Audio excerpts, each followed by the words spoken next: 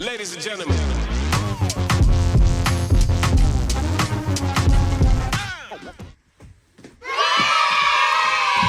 Alright, good morning. Okay, medyo nakakalungkot itong ibablog ko ngayon dahil minimislead ni Mayor Hanny Lacuna ang mga taga Maynila. Nabalitaan nyo naman na yun daw binago ni Hanny Lacuna itong mga kondo ay rent to own na ngayon. Binago niya ang programa. Okay? So, I think it's a desperation move.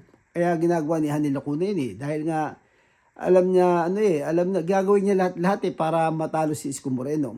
Okay. At kailangan ipaliwanag natin sa mga tao kasi kulang ang kaalaman ng mga tao sa pangyayaring ito. Dahil tinetake advantage ni Hanny Lacuna ang yung mga narrative na ipinalalabas niya. Magandang pakinggan, pero mali.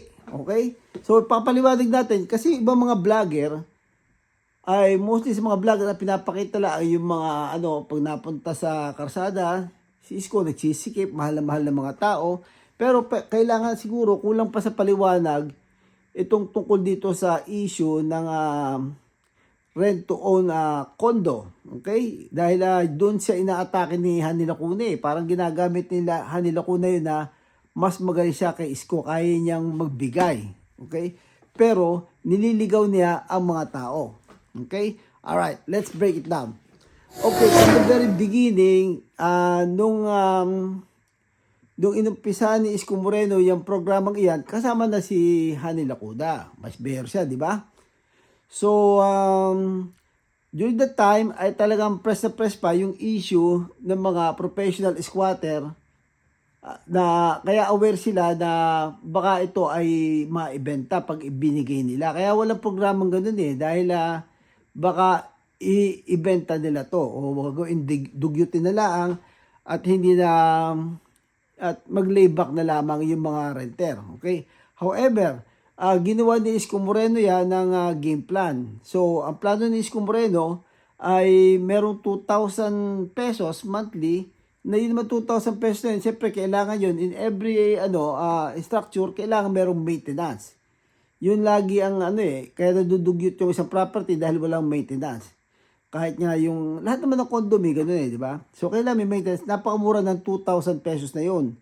At yung 2,000 pesos na yun, pagka ikaw ay umalis, at nangarap ka na, na mag-upgrade sa buhay mo, at magkabahay ka sa probinsya, ay ibibigay sa iyo pabalik yung perang inilagay mo para pan-down payment mo. To start, di ba?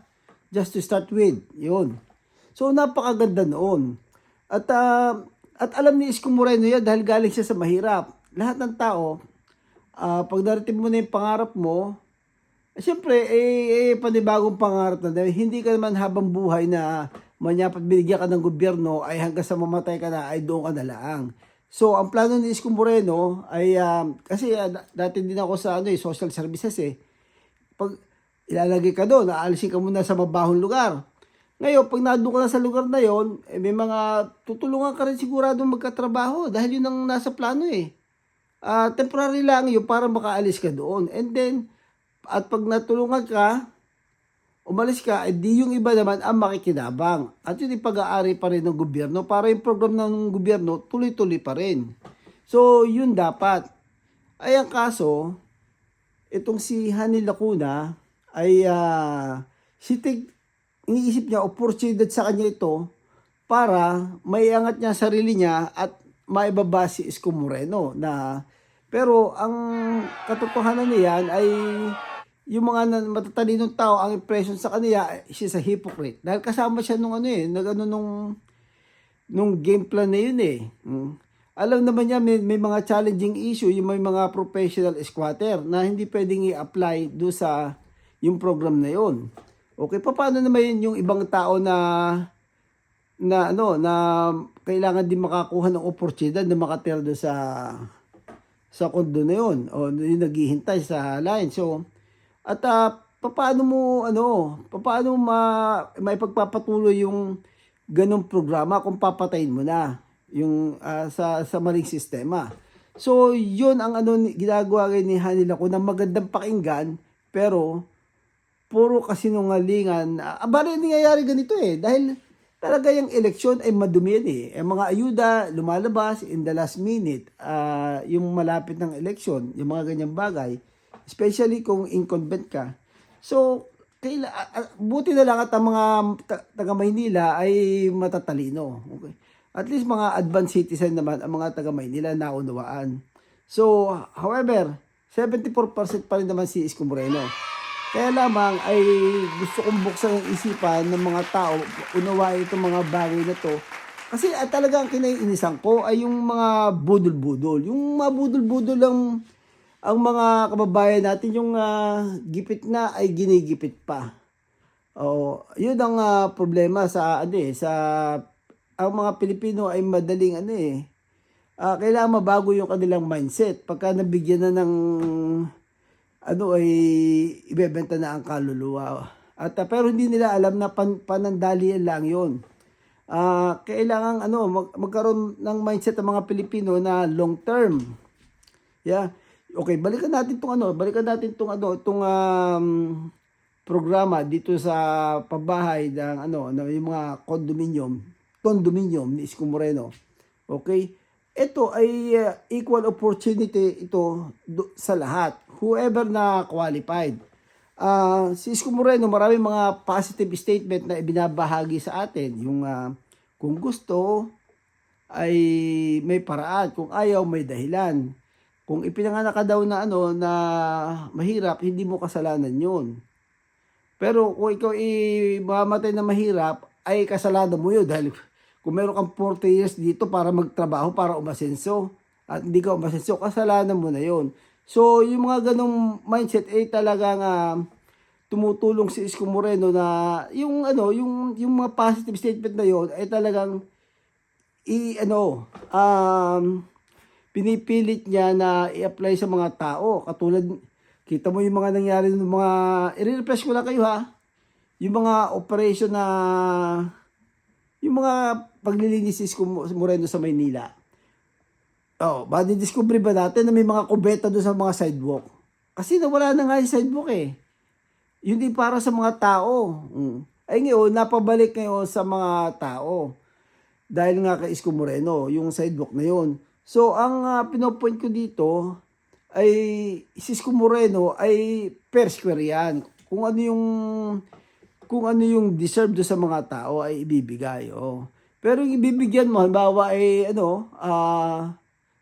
para lang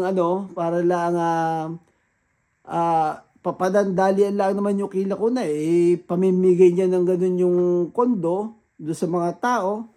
Para siyempre, I'm sure na mga leader nila yun, yung mga pinamahagihan ng ganun. Ang mga makakakuha nun. So, napaka-unfair talaga. Election, nagiging garapa lang talaga Yun ang problema Annoying ang dating sa akin ito dahil nasubaybayan ko to Dahil ako'y tagahanga nitong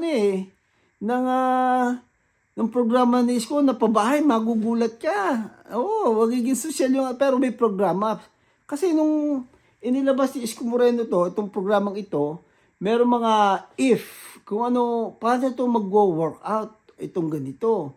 Paano magbabayad, walang trabaho. Yung pala, affordable pala, at parang stepping stone sa mga tao para malip up yung kanilang kabuhayan. Ganun pala yun. Akala ko, ibibigay niya na parang si Kuya Will bigyan ng jacket.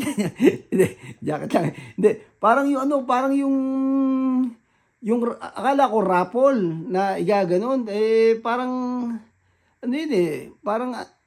parang mahirap i-justify yun na matuwid yun. So, iniisip ko meron programa talaga para maging appropriate ito at hindi maging out of proportion yung distribution nitong itong benefits na pinamimigay ng Maynila. So, yun. So,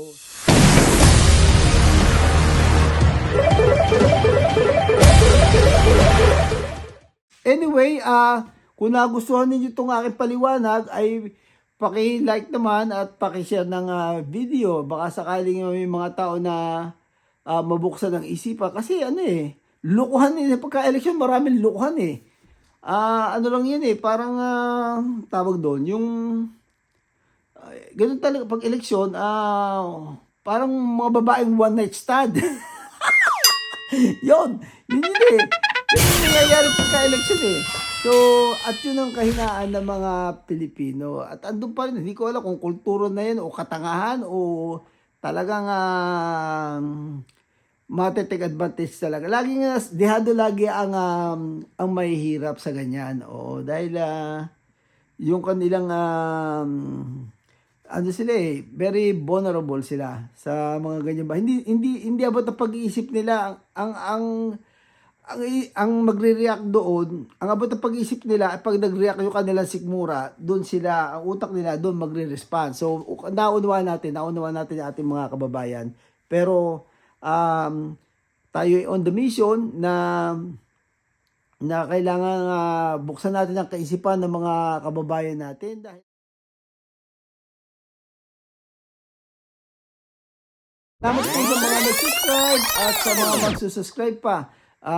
Andito lang tayo, si Pilos Pagmamay, paminsan-minsan ay sumusulpot, kaya ito dapat ang isubscribe nyo dahil bihirang mag-vlog to. Kaya hindi to lagi nyo makikita kung hindi kung hindi kayo magsusubscribe. Okay, ready din. Andito lang tayo, Pilos Pagmamay. God first. Peace out.